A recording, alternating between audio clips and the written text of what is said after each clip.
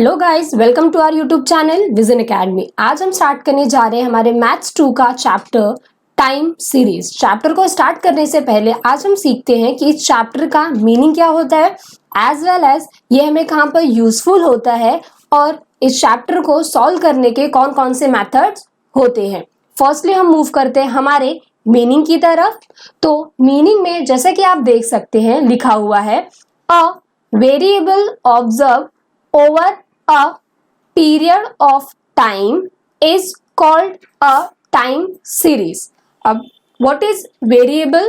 तो फर्स्टली हम समझते हैं what is the meaning of variable। Variable simply means किसी भी चीज का डेटा जो आपको दिया हुआ है, जैसे कि आपके क्वेश्चंस में दिया होगा following is the data of population और data of any kind of company production,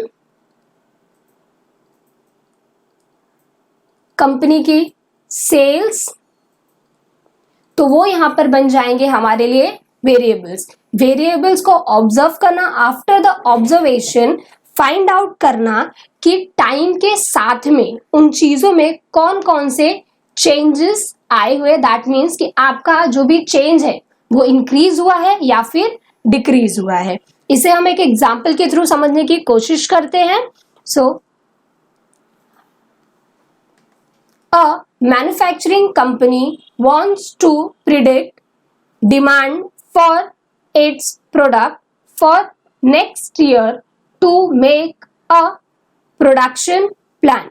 हमारे एग्जाम्पल में आपको बताया हुआ है कि एक कंपनी, कोई मैन्युफैक्चरिंग कंपनी है जिसे प्रिडिक्ट करना है क्या डिमांड को, ताकि वो नेक्स्ट ईयर की जो प्रोडक्शन है उसे प्रोसेस में डाल सके।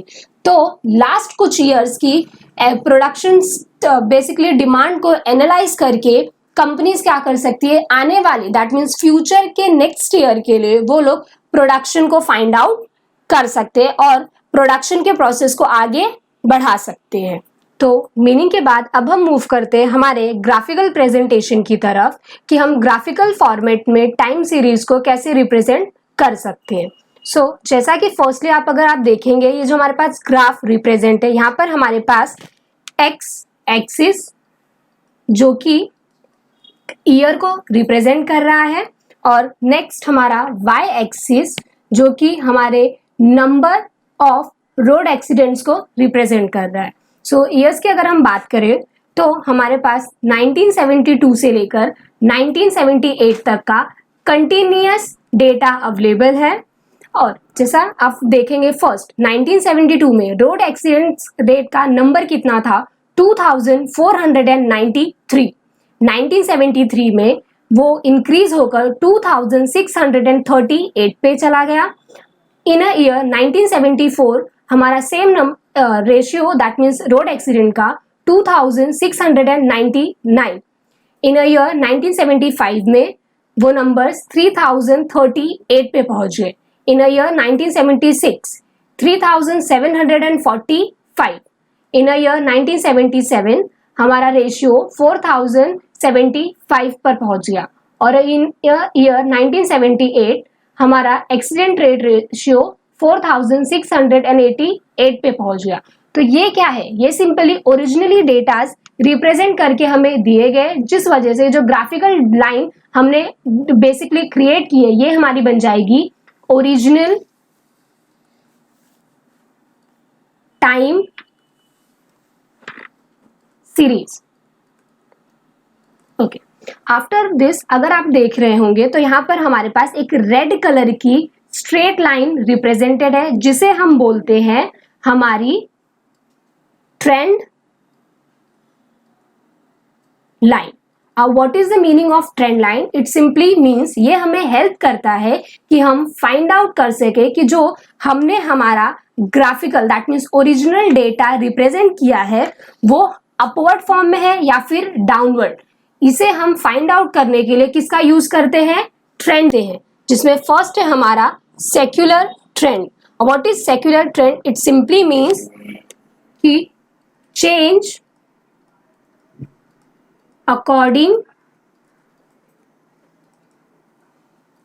टू ट्रेंड, मतलब अगर कोई भी चीज फैशन में या ट्रेंड में अगर चेंजेस होते हैं तो उसकी वजह से अगर हमारे सेल्स पर या प्रोडक्टिविटी पे भी अफेक्ट होते हैं। जैसे कि अगर आपने देखा होगा कि हमारी कंट्री में ऑटोमोबाइल्स की जो डिमांड है वो डे बाय डे इंक्रीज होती जा रही है। क्यों? Because of population of our country, because हमारी कंट्री का जो पॉपुलेशन है वो डे बाय डे इंक्रीज हो रहा है, जिसकी वजह से ऑटोमोबाइल्स की जो डिमांड है वो भी डे बाय डे इंक्रीज होती जा रही है। अब इसके बाद हमारा नेक्स्ट आता है सीजनल ट्रेंड। अब what is seasonal trend? Simply means कि इसमें चेंजेस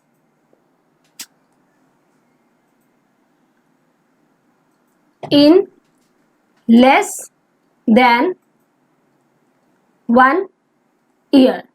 जैसा कि यहाँ पे अगर आपने देखा होगा नाम ही दिया है सीजनल, मतलब सीजन की वजह से जो भी चेंजेस आते हैं उन्हें यहाँ पर बोला जाता है सीजनल ट्रेंड। जैसा आपने देखा होगा इन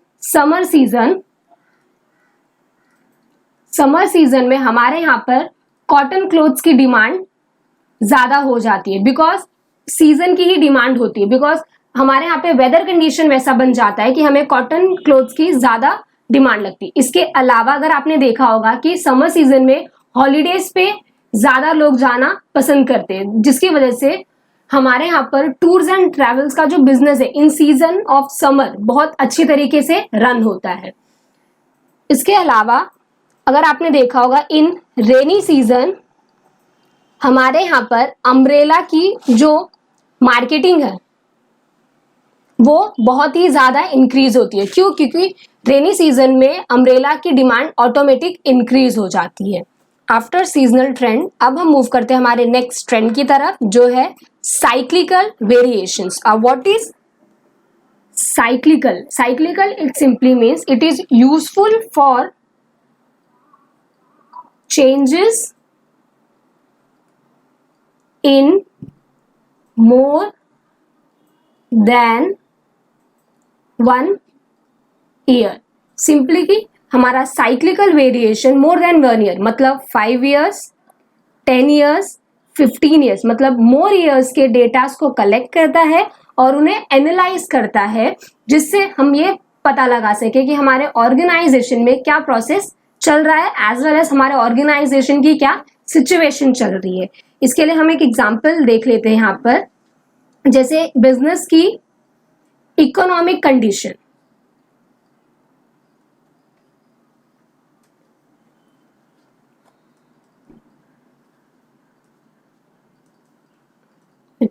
इकोनॉमिक कंडीशन में अगर आपने देखा होगा कि हमारा बिजनेस 4 स्टेप्स में बाइफर्गेटेड होता है, जिसमें प्रोस्पेरिटी,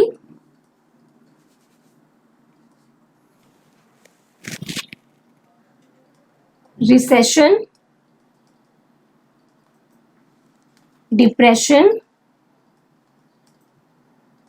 एंड रिकवरी।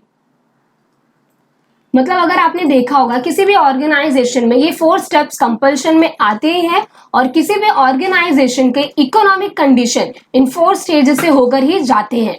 तो साइक्लिकल वेरिएशन में हम किसी भी ऑर्गेनाइजेशन की इकोनॉमिक कंडीशन को एनालाइज करते हैं। नेक्स्ट हमारा लास्ट ट्रेंड आ जाता है इर्रेगुलर वेरिएशन। अब व्हाट इज इर्रेगुलर वेरिएशन? मतलब किसी भी ऐसी सिचुएशन से जो कि चेंज with unconditional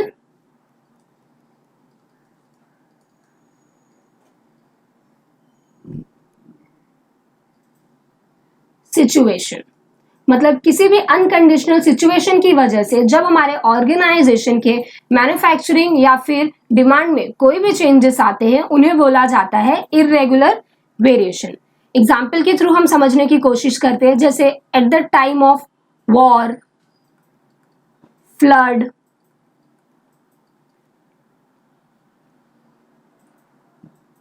स्ट्राइक, हमारे बिजनेस ऑटोमेटिक अफेक्ट होने लगते हैं। क्यों? बिकॉज ये इरेगुलर वेरिएशन है, इसका कभी भी हमारे पास प्रिडिक्शन नहीं होता कि कब हमारे यहाँ पर फ्लड आ जाएगा, कब हमारे यहाँ पर वॉर हो जाएगी। तो ये कुछ अनकंडीशनल सिचुएशन होती है जिनके ऊपर हमारा कोई भी कंट्रोल नहीं होता। जैसे कि अगर अभी आपने रिसेंट टाइम में देखा होगा, बिकॉज ऑफ कोरोना हमारे यहाँ पर बहुत सारे ऑर्गेनाइजेशंस है जो कि अफेक्ट हो रहे हैं। क्यों? बिकॉज वहां पर ये एक अनकंडीशनल सिचुएशन है जिससे सभी को सफर करना होता है। सो ये थे हमारे कंपोनेंट जो कि हमारे टाइम सीरीज को अफेक्ट करते हैं और हमारे टाइम सीरीज में बेसिकली इरेगुलेशन लाने में अपना यूजफुल रोल प्ले करते हैं। अब हम मूव करते हैं हमारे नेक्स्ट स्लाइड की तरफ, जो है मेजरमेंट्स ऑफ ट्रेंड। सिंपली अगर हम देखें तो हमारे पास टाइम सीरीज को मेजर करने के लिए बहुत सारे मेथड्स अवेलेबल है, बट इस चैप्टर के पॉइंट ऑफ व्यू से हमारे पास हमें 3 मेथड्स दिए गए हैं जो कि हमारे चैप्टर में हमें यूज करने हैं। जिसमें हमारा फर्स्ट कर्व है फ्री हैंड कर्व, जिसे हम ग्राफिकल प्रेजेंटेशन भी बोलते हैं। जैसे कि अगर आपने देखा होगा ग्राफिकल प्रेजेंटेशन, जैसा हमने देखा था हमारे आगे वाले स्लाइड में कि हमारे पास number of road accidents and year mention थे, इसे ही फ्री हैंड से कर्व में रिप्रेजेंट करने को ही बोला जाता है फ्री हैंड कर्व। नेक्स्ट हमारा सेकंड मेथड आता है हमारा मेथड ऑफ मूविंग एवरेज। और what is moving average? First इसके 3 टाइप है हमारे पास। Firstly 3 yearly, 4 yearly and next है हमारा 5 ईयरली। अब इसमें करना क्या है? तो सिंपल, अगर एवरेज की बात करें तो व्हाट इज एवरेज? अगर हमारे पास सपोज 5 ईयर्स का डेटा दिया हुआ है जिसमें फर्स्ट हमारा 5, 6, 7, 8, 9, ये हमारे पास 5 ईयर्स के कुछ डेटा दिए हैं। अब एवरेज अगर हम फाइंड आउट करने बोले तो हम क्या करेंगे? सभी का सबसे पहले हम क्या निकालेंगे? टोटल निकालने के बाद हम उसे किससे डिवाइड कर देंगे? 5 से, बिकॉज हमारे पास 5 ईयर्स का डेटा था। इससे जो भी वैल्यूज हमें मिलेंगी ये हमारा हो जाएगा एवरेज फॉर पर्टिकुलर डेटा जो कि हमारे पास रिप्रेजेंट किया गया है। वैसे ही अगर 3 ईयरली की बात करें तो 3 ईयरली मूविंग एवरेज क्या होता है? लेट्स अजम्पशन कि हमारे पास कुछ डेटा दिया है जैसे 5, 6, 7, 8, 9, और अगर 3 ईयरली की बात करेंगे तो फर्स्ट हम क्या करने वाले हैं? 3 ईयर मतलब फर्स्ट, सेकेंड एंड थर्ड, इसका टोटल फाइंड आउट करेंगे। टोटल फाइंड आउट करके उसे डिवाइड बाय 3 कर देंगे, तो जो वैल्यू मिलेगी ये यहाँ पर हमें एवरेज मिलेगा। उसके बाद वापस से अब हम क्या करेंगे? हमारा फर्स्ट डेटा मतलब ये जो हमारा 5 है इसे छोड़ देंगे और नीचे से 3 ईयर्स मतलब 6, 7 और 8 मतलब यहाँ के 3 ईयर्स को टोटल करेंगे और टोटल करने के बाद वापस से उसे 3 से डिवाइड कर देंगे। तो ये क्या मिल रहा है हमें? हमारी एक एवरेज वैल्यूज मिलते जाएंगी। तो इसे हम बोलेंगे हमारा 3 ईयरली मूविंग एवरेज। इसी तरीके से हम 4 ईयरली और 5 ईयरली करेंगे। इसे और कैसे अच्छी तरीके से करना है हम जब हमारे सॉल्यूशन पार्ट में जाएंगे तो और डिटेल में अच्छे से पढ़ेंगे। आफ्टर दिस हमारा थर्ड टाइप आ जाता है मेथड ऑफ लीस्ट स्क्वायर। और what is least square method? It simply means यहाँ पर हम एक डायरेक्ट वेरिएबल को कंपेयर करते हैं किससे? इनडायरेक्ट वेरिएबल से। मतलब इसके अंदर हम डायरेक्ट वेरिएबल्स को क्या करेंगे? अजम्पशन लेंगे।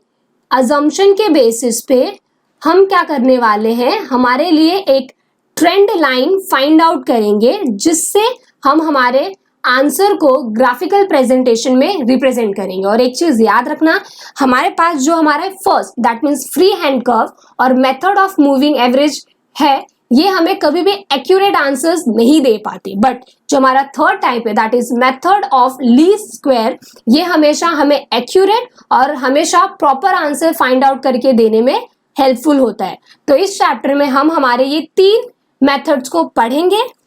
अब यहाँ पर हमारा इंट्रोडक्शन लेक्चर हमारे चैप्टर का खत्म होता है। अब नेक्स्ट वीडियो में हम हमारे सम्स की ओर मूव ऑन करेंगे। अगर आपको आज के लेक्चर में किसी भी तरीके का डाउट है तो आप कमेंट बॉक्स में मैसेज करके पूछ सकते हैं और आज के लेक्चर की पीडीएफ की लिंक आपको डिस्क्रिप्शन बॉक्स में मिल जाएगी।